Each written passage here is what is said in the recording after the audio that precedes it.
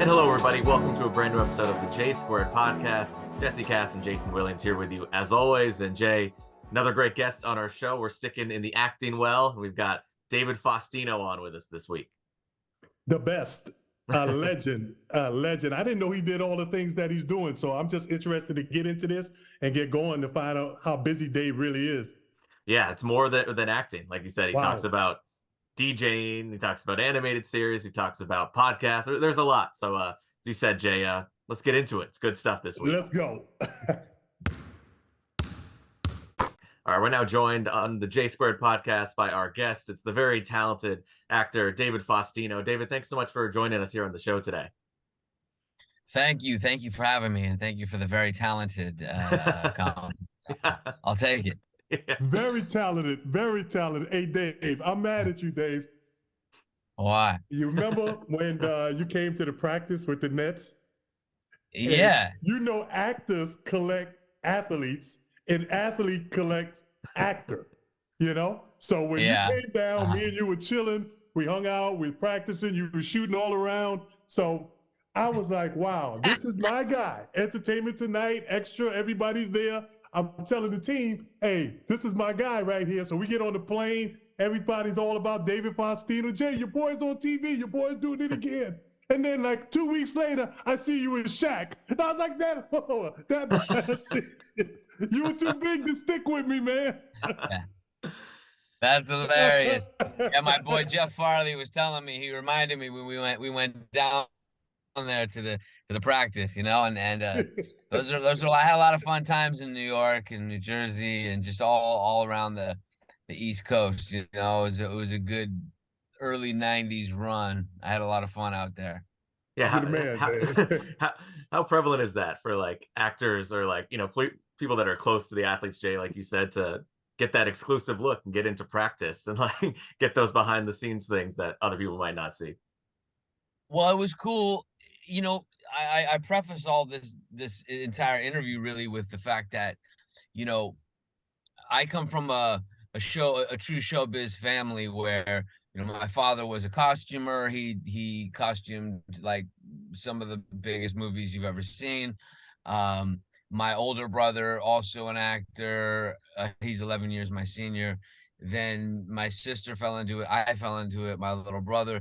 So we all came from the arts in that way. And my dad, you know, Mr. Pimp Daddy Dad I had, he did all right with the ladies, but his was all like with music, and he was Mr. Trumpet Player, you know. So we weren't raised on sports, and to compound that, really starting to do, you know, child actor work at such an early age, like really early. There, you know, 3 days out of the week, you're gonna have an audition after school, which is of course when practice is happening. So I just started to kind of fall by the wayside with sports, and I just, you know, like fully went into the arts, and I enjoy sports. Of course, I think there was, you know, I mean, if only I could. And so that's kind of my sports sort of, that's me, like, you know, buttering you guys up for I don't know too much shit about sports. Well, that's all good. Like I said, we can talk about anything you want. Jay, I see you're ready for. Well, I mean, I see you got Cassius Clay back there. You got Muhammad Ali back there. Is that what I'm saying? That is correct. Yeah. That's my son's. I named my son after him, Cassius. Oh, that's awesome. Muhammad Faustino. Yeah, Muhammad Faustino. Hey, Dave, so you said starting at an early age. You know, I started playing basketball probably around 10 or 11. I played baseball first, like most kids. But my dad rather me be Bernie Williams than Jayson Williams because he played baseball. But, you know, so many things I didn't know about you. You know, starting off at 3 months old as a, you know, as an actress. Well, let's get this right. As an actress, because you played a woman, a little baby, right, actually. a baby girl on Lily Tomlin, right? That's right. That's I right. hate to That's bring right. that up. They took one. They took one look at the size of my penis and said, "Here's our girl." You're like whatever role you need me for, So I can do it all. whatever, I can tuck, I can do whatever. You know, speaking of tucking, I saw your episode with I can't remember, With Ted with Levine, Ted yeah. Ted Levine. Levine. Yeah. Ted Levine. Yeah. You're talking about the old tuck. Yeah. Yeah, that's back to back weeks with Tuck I also Talk saw here your on. episode with Chuck D. No, but hey, Tuck Talk here on. Yeah. so just talking about that, who would have thunk you would have started one of the pioneers of West Coast hip hop? You know, all this stuff I didn't know about you, Dave. We could have talked about when you were at the practice. I had no Yeah, idea. yeah. Well, and I was Now, too. KRS One, but that's East I was Coast. too like, yo, I'm at the practice here. I was a little intimidated. You know what I mean? I was gonna let you guys do your thing. Nah, you were great. You were great. But But yeah, I didn't so know you were into hip hop like that. so I've been into hip hop since I was about, oh man, it was my first love. I love hip hop, and I still love it to this day. Um, Damn, what was I gonna? We were segueing, and so the club was so up until the early '90s, all of hip hop in Los Angeles was sort of relegated to like, you know, uh, uh, you know, like certain parts of town, like in the hood, and there would be no hip hop like in Hollywood, in West Hollywood, where the club scenes were. They were still playing hair bands and this, that, and the other, and so my partner, the legendary music producer, Lou Adler, his son Nick Adler is my business partner, and we said, dude, let's start a hip hop club. Your dad owns the Whiskey A Go Go on Sunset, so we just we didn't care about making money because we already had money. So we just reinvented that place. We brought in speakers that was like top to bottom because the sound system in there was on some bullshit, So we stacked up speakers and we brought in army nets and tarps and the best DJs you could find, and it was a special moment. And we're shooting a documentary about it now. A lot of things happen there, and two things that just stand out right at the top of my head are that the Black Eyed Peas all met and formed there. Wow. They did not know each other before, so they all met and formed there. And here we have now the Black Eyed Peas. Also, Paula Patton and Robin Thicke met there, for better or for worse. And there's just so many stories of like talent that came out of The Alchemist, who was just a little kid passing out flyers for us, and Scotty Khan, his best friend, so we've shot now this dog, and Ed O'Neill played Al Bundy. I mean, even Ed came through the club. So he's in the documentary. So we have like hours upon hours upon hours of like these like people who have, a lot of them turned A-list celebrities that started off going to ballistics as kids. It was the hottest club in town for sure. Will.i.am. What's up? Will.i.am. Will.i.am. Will.i.am, who at the time was Will.i.am. He hadn't changed over to Will.i.am yet. He was still Will.i.am. And what people don't know about Will, a lot of people don't know, some people do, is that Will, and I say this like without any hesitation whatsoever, Will is a true battle rapper. And anybody who doesn't know that, because of his poppy lyrics and his sound and the sound he created and everything, which is wonderful, people don't realize that the reason he got his record deal was because Eazy-E would come to my club every week because we used his DJ, and he saw Will.i.am, or Will.i.am at the time, just take out MC after MC every single week. Like nobody could beat him. Wow. Nobody. Wow. They even had this little kid come in because like no one would beat him, and this one crew had this little kid that could flow, right? But he didn't write his own lyrics. They wrote it for him. So they wrote this battle rap against Will, and they just murdered Will, and the kid won that week. But Will came back the next week and just destroyed this poor little kid. Sent him home crying and shit. And meanwhile, yeah, and then the guys who wrote it for him are just in the back, like, oh no. Yeah, exactly. They set him up for failure. But so Will is a true battle rapper and one of the kindest guys. He's helping produce this documentary along with Taboo and the Black Eyed Peas and my partners from Ballistics. That's the name of the club, by the way, Ballistics. Because if you remember back in the early 2000, back in the early 90s, everybody was like, kick the Ballistics, G. You remember that shit? I had to look up what the fuck ballistics meant. Oh, I know what it means. Believe that. You've heard it one too many times. For real. You're like, I gotta hear that word one more time. But you're funny. DJing too now, right, Dave? You've been DJing forever though. I haven't been DJing forever. I've always been in the hip hop scene for a long time. I love hip hop. Like, it's my passion.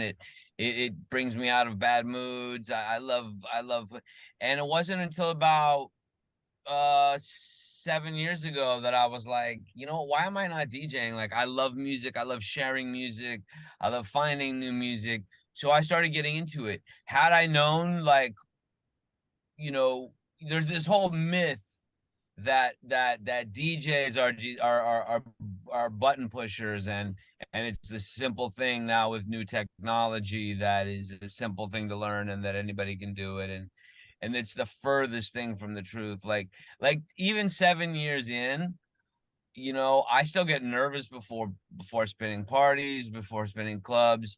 I get, I don't want to practice sometimes. Like it's an instrument like any other, and it takes a lot to learn, and like anything else, like any art, practice makes perfect. So I'm just now, after 7 years, now I'm not feeling like I have to rehearse like for hours upon hours before each gig. So I'm starting to finally get that real confidence where I can just, freestyle my records and stuff. Man, what was your first DJing gig? Do you remember that? And like the feeling of like, obviously people know you from your acting career, and then getting that opportunity to I DJ. was nervous as shit, dude. I was so nervous because I had this job in Arizona, this like multimillionaire dude, like huge Married with Children fan of all things 90s, great guy, great funny guy. And he flew me and my team out and had a private party in Arizona. And it was my first gig. And I was so nervous because I refused to do, some once in a while, the guys will do a pre-recorded set. So that's why they call them button pushers, where you can, because you don't have the nerves at home, you record your set, and then you get up on stage and they introduce you and you push that button and then you act your ass off, because there's no mistakes in there. It's like the lip syncing of DJing, basically. Exactly.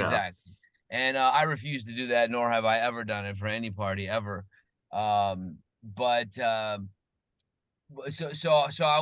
wanted to, there was that part of me who was just like at the last minute, like, should I have, but it went well, and they've continued to go well, and I've gotten nothing but great feedback, and I enjoy doing it, and it's fun to have a hobby that you love, that can also be lucrative. It's all about what we love to do, right? All the spiritual masters tell us, follow what you love and the money will come. It's been mostly true for me. Yeah, it's worked out. It's worked out for the most part. Somebody tell a guy who's running this podcast that. Yeah. Trust me, I've been through the whole podcast ringer. I'm about to gear up again, but I started at Dash Radio when it was more radio. DJ Ski's outlet, Yeah. and it was a big push. You had all these celebrities, and I don't no disrespect to Ski at all, but it just kind of like petered out and went nowhere, and we didn't see a single dime. So we're gonna re-up, and we have a great team, and we're gonna just approach it strictly as a podcast, not radio, not internet radio, none of that stuff. I just want to do like a cool, dope podcast. So that's something I'm going to get back into. I just put it down for a little while. Oh, nice. And Because as you guys know, you guys got to prepare for these shows, right? I mean, you guys got to lock down your guests. You got to have all your research. You got to have, it's a lot of it's a lot of work, right? yeah, It is a lot of work. it's time consuming for sure. And Yeah. um, I know you mentioned obviously, like we talked about it a little bit, but being not only a child actor, but from an entertainment acting family, and then getting, of course, you mentioned Married with Children as well. You get that at a pretty young age, and then a show that lasts for 10 years. Just what did that mean to you at the time when you first got it, and just kind of that whole journey of going through that show and kind of like growing up on that show on TV. I would say, so I did love acting. Like I didn't necessarily always love the process of auditioning. Like I said earlier, having to leave practice. I remember several times like being excited about, going to practice and only for my mom to say, no, you have an audition. And I wonder what was that like for her? Like, Mm. was she like, screw it, you're going to this audition, kid, we're gonna make money? Or was she like, was there that part of her that was like, oh man, I feel bad that my kid actually wants to play with his friends and do Yeah. some sports? uh probably probably the former. So anyway, uh but I enjoyed working on set so much, and the experience, and like, just it was just wonderful. So I was willing to give all that up for to land the job. But as we know, to land a job in the entertainment industry, you go in, they see hundreds of people, and it's nearly impossible to book a job. So there's a lot of crying that went on in those young ages, because I wanted to book that work. I wanted to get that job, and I fell in love with the stories. And there was a lot of tears.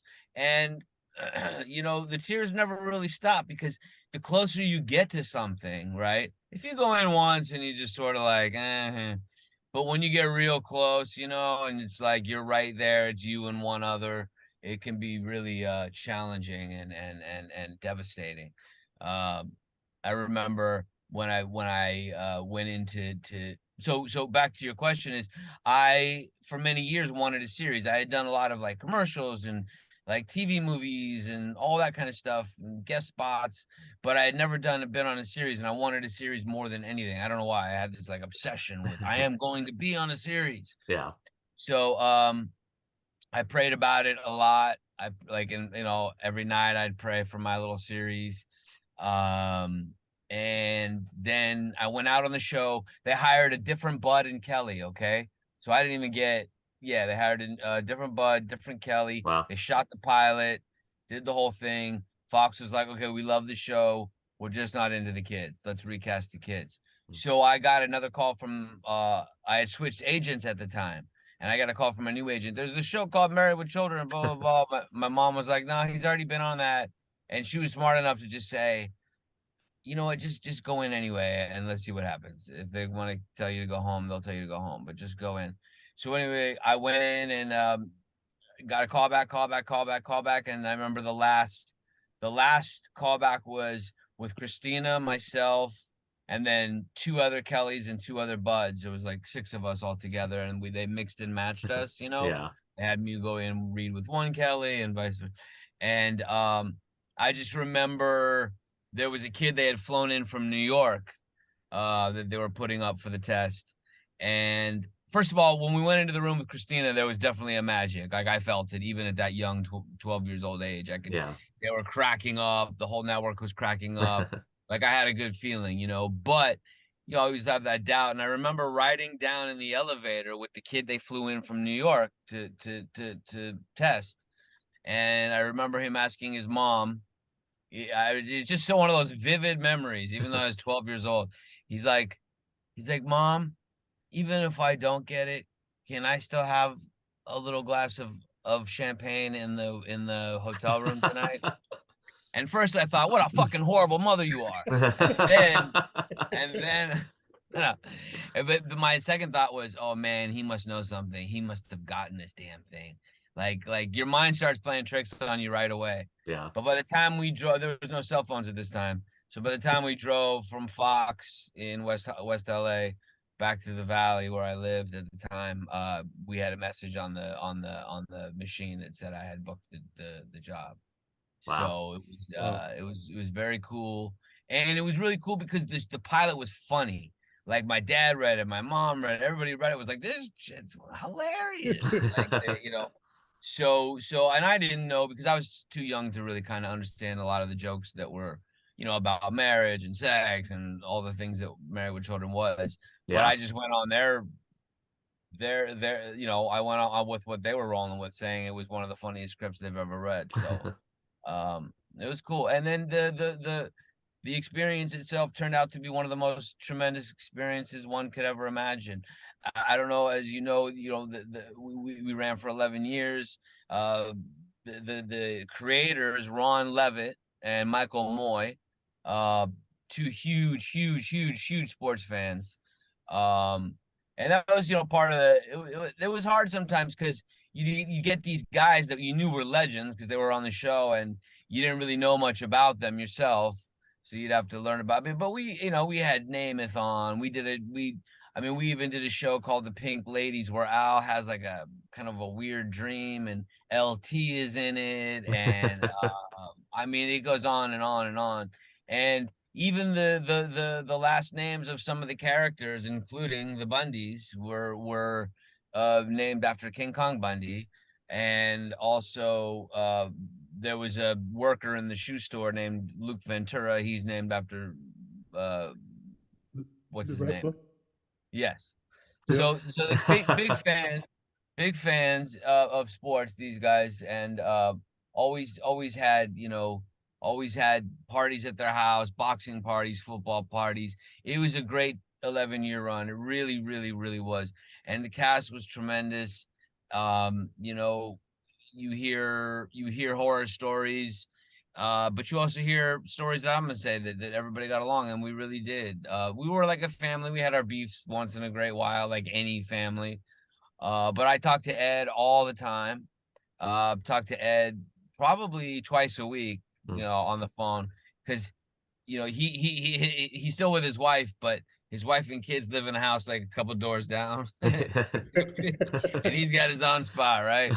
So he's like, yeah, I'm lonely. He's like, but I'm not really lonely. He's like, I'd only be lonely if I know I didn't, if I didn't know I didn't have someone already.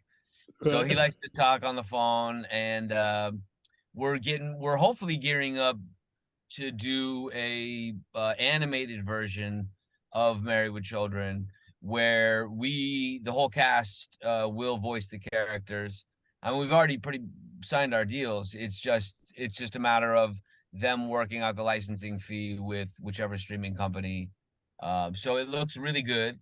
And it could be a lot of fun because you know how it is today with humor, and people are very sensitive, and I think having that animated sort of cover allows us to get away with a lot more risque and raunchy jokes that we were able to get away with in the beginning.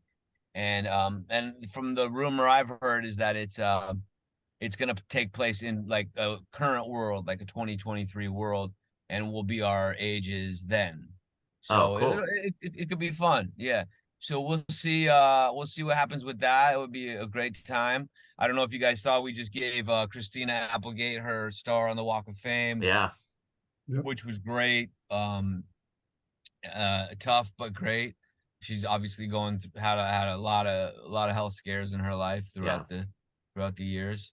But this would also be a tremendous project for her, because you just get up behind a mic and you don't have to be seen, or if you're having a bad day, a bad health day, you can still kind of do it. Yeah, And absolutely. I've got my setup right here, as you can see. I won't be going anywhere. You're ready to go right now. I'm ready. Now I don't know if we're allowed to talk about this, but is this a topic that we can bring up? That your dad Yeah. is my manager. Yeah, of course. Yeah. Everything's on the table. Everything's on the table. Well, there was this one night where no, I'm just kidding. And this Billy goat. We were both wasted, okay? No, your dad has been my manager for many, many, many years. I'm trying to count the years now. I mean, it's got to be going on. It's got to be 20. I think a good 20 years. And you know, your dad is he's a great manager, first off. Um, he loves his kids, obviously. I follow him on Instagram. He loves his grandkids. Yeah. And he's a solid dude. He's a loyal dude, and he's one of the most loyal guys I've known. And he's a hard worker, and we got some good things in the works. And I think that the both of us, you and your dad and I, are going to have quite a run of success here in the next 6 months or so. Yeah, no, I mean, we might as well hold on. Yeah. You know what I mean? Can you include me in that day? Yeah. We gotta get you in there. Yeah, all of us, get you in there. All of us I included. was feeling for LT.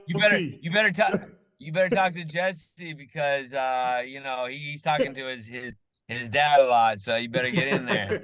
Yeah, we're all connected. No one's getting left out of the circle here.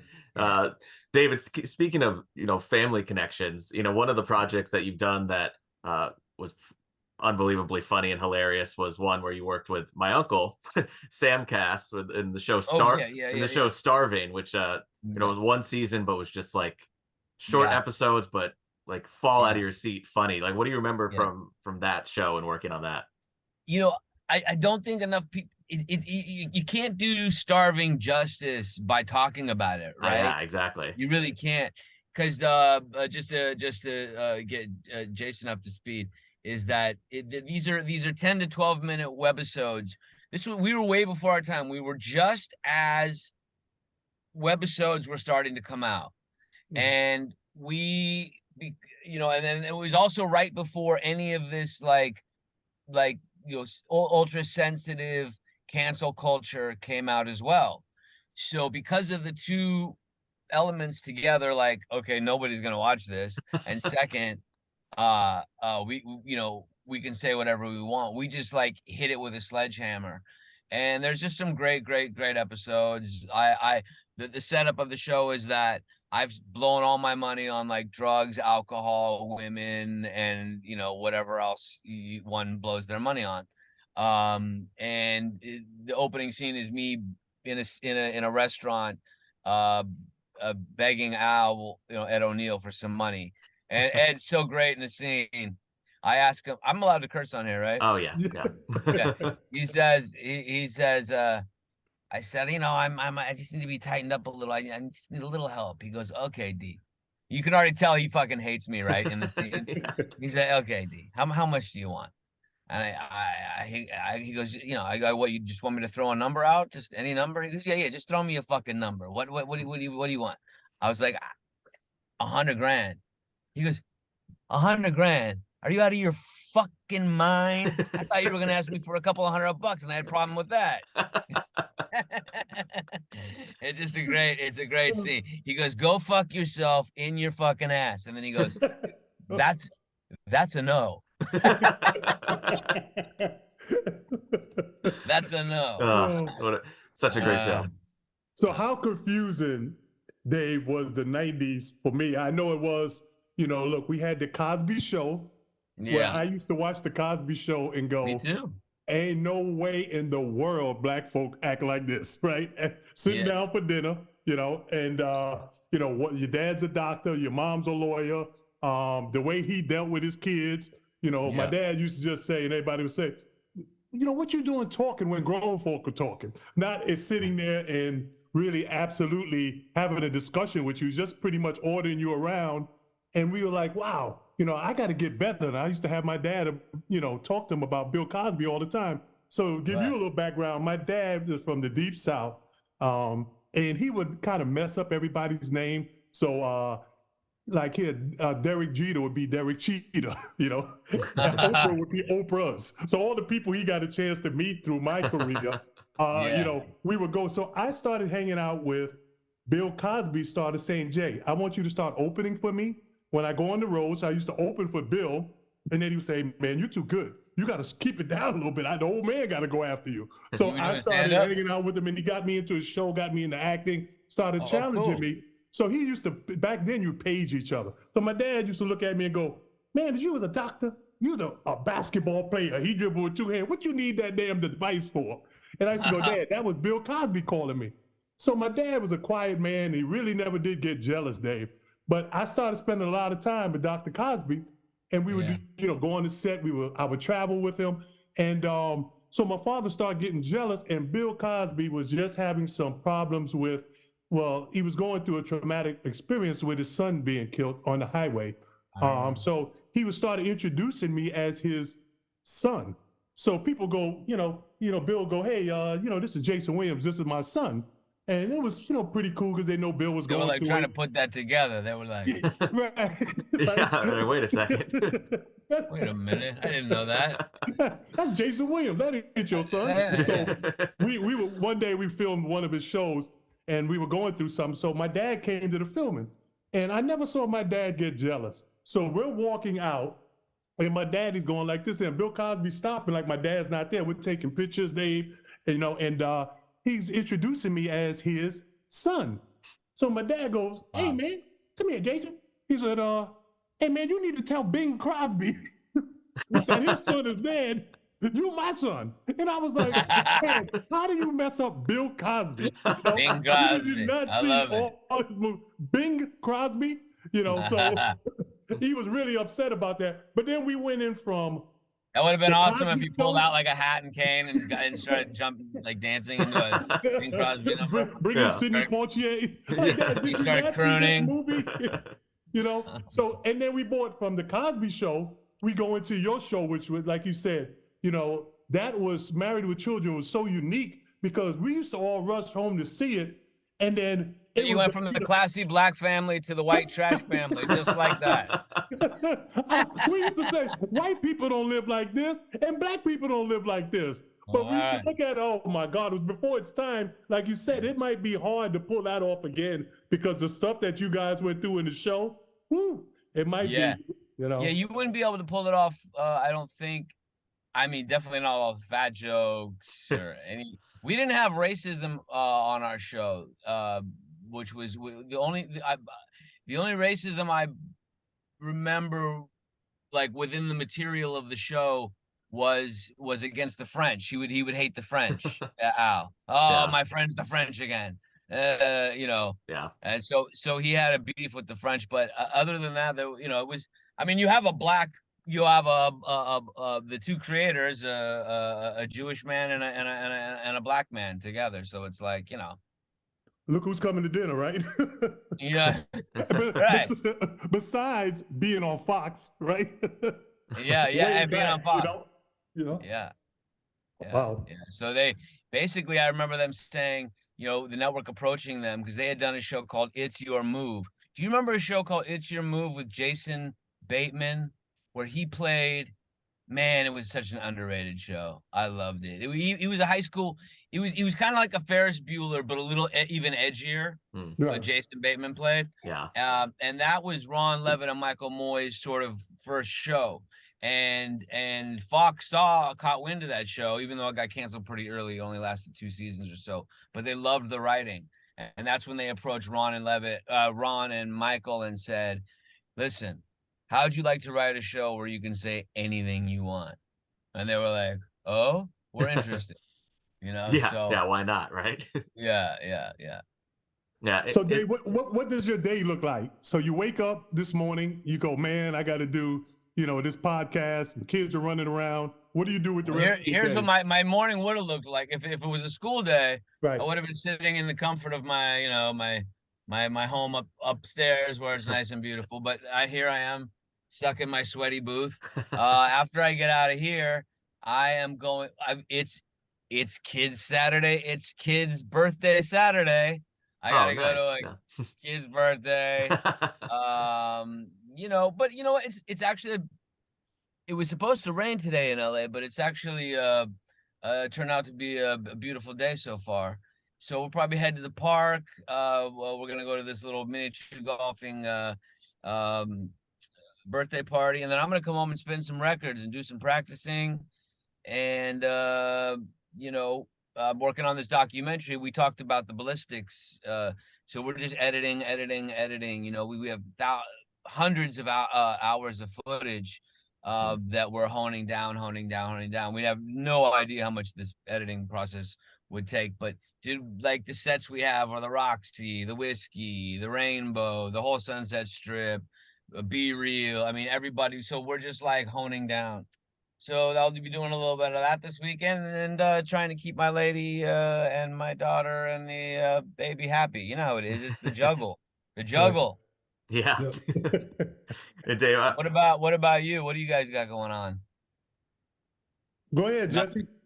as a I don't know if you know, I announced college basketball games as well. So yeah, I know you do. Congrats on all your career, and I got to see some of the highlights, and you sound great. You look great. I mean, it's really cool thank you. Yeah, to so watch you do your things, LMU, and thank you. I appreciate that. So yeah, no, we're recording this on a Saturday. So tonight there's a game here in LA. So I'm announcing that game at 7 o'clock tonight. And then yeah, that's it. Just, that is that just get rid LMU, yeah. no, LMU versus. LMU versus Nevada.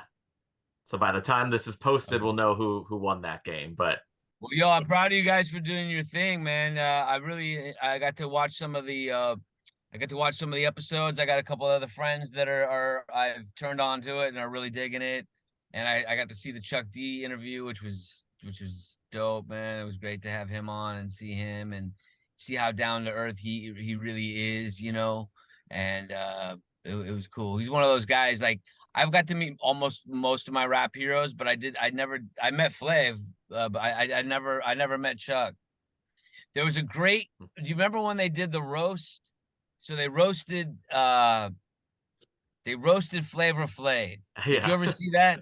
yeah, I remember that one. It's fucking brutal, and no one should ever have to go through something like that. But Chuck, what I really took away from it that I thought was so classy of a move of Chuck D, and it was just done so perfectly. It's Chuck and Flav in the back of this limo, and they're driving to the event together, just the two of them. And you don't know if he's coming in or anything, and as he pulls up to the venue, he goes, "Good luck now. You're gonna need it." He goes, "You ain't coming?" He goes, "Hell no, I ain't coming." And he drops him off at the venue. And then later on, one of the comedians comes back with a callback joke. He goes, "I see Chuck D decided not to come in here tonight. Must mean the D stands for dignity." That cracked me up, man. Those roasts were amazing back in the day. I feel like, yeah, it's been years since we've seen one, but when they hit, Remember they really hit. the great. Oh, they were great. They were great. You can go online and you can find the old Rat Pack roasts. You can find some of the earlier on Comedy Central roasts. I'm a sucker for roasts, dude. Yeah. I really am. I'm a sucker for a roast. I love them. Yeah, they're so funny. Like, I Yeah, just like I'd be said, roasted. I would go for it. okay, And believe me, they've got a lot of fodder. you put that in the That's works. right. Yeah. So now, Dave. It's like you get a guy like what's the tall, good looking dude they just roasted? Um, he's on Full House and all that stuff. John Stamos. John Stamos. It's like, Yeah. okay, if I'm John Stamos, yeah, sure, I'll be roasted. I'm tall, 6'2". I've been on TV for my whole life. I'm good looking. I'm like, yeah, that's a little easier. Yeah. They'd have a field day with me. But I still want to do it. Like I'm putting out that I want to do it. And I'm raising my hand because I definitely want to be one of the roasters. I don't know about that, man. That might be a done deal. Hey, but you get a chance to come back at me when you get on the mic, so it'll be fun. That's true. That's true. I'm easy. And if I know you're gonna be up there, I'm gonna start my writing now. Yeah, get the process going. Dave, I know you mentioned some of your upcoming projects already, but yeah, before we let you go, you're working on the documentary. You mentioned the animated Married with Children. I know you're in your booth there. You do a lot of voiceover work. Like, what else you got going on, coming up? Okay, yeah, just briefly. So like I said, closing out the ballistics documentary. Probably that's going to take a good 6 to 8 more months to really edit and hone down and get it great. We're doing it all ourselves to sell it because it's got that many celebrities and stars and activity and untold story that it's going to be bought like a streaming service will for sure. So we're doing that all on our own. I am continuing to just, work on my turntable skills. I'm writing with my writing partner, Jeff Farley. We're writing a couple sitcoms right now. We're focusing on 2 in specifically, and raising babies and dogs and, just trying to keep my head screwed on right. It's Right. a Yeah. there's a lot of life to do, and you want to do it all. And you just can't do it all. You just have to, breathe through it and get what you can done and keep it moving. Yeah, absolutely. Well, you're doing Yeah. so many Oh, great things. Oh yeah, go ahead. oh, sorry, I was shamelessly plugging. And if there's children, if there's some kids out there watching and you guys are into anime, I have a show called Legend of Korra that was produced by Nickelodeon. I think you can catch it on Netflix or Nickelodeon. Also, How to Train Your Dragon, the Dragon's Race to the Edge series. I played the Dagger on that. That's on Netflix. So a lot of voiceover stuff for kids. And then of course you can always catch your Married with Children reruns when you need one. Yeah, Yeah, absolutely. you played Mako on that Mako, yeah, Nickelodeon. exactly. Yeah. Exactly. I have a goddaughter who is a actress, and she's just starting out. Her name is Nicolette Kilbride, and she says, "You having Dave? You got to talk to him about this." And I'm like, "I Oh, will, I dope. She's will." a fan. It's Yeah, she's a amazing big fan of yours. the Yeah. fanship for that show because the writing is so great. It's tremendous. The character I play, Mako, he was actually named after.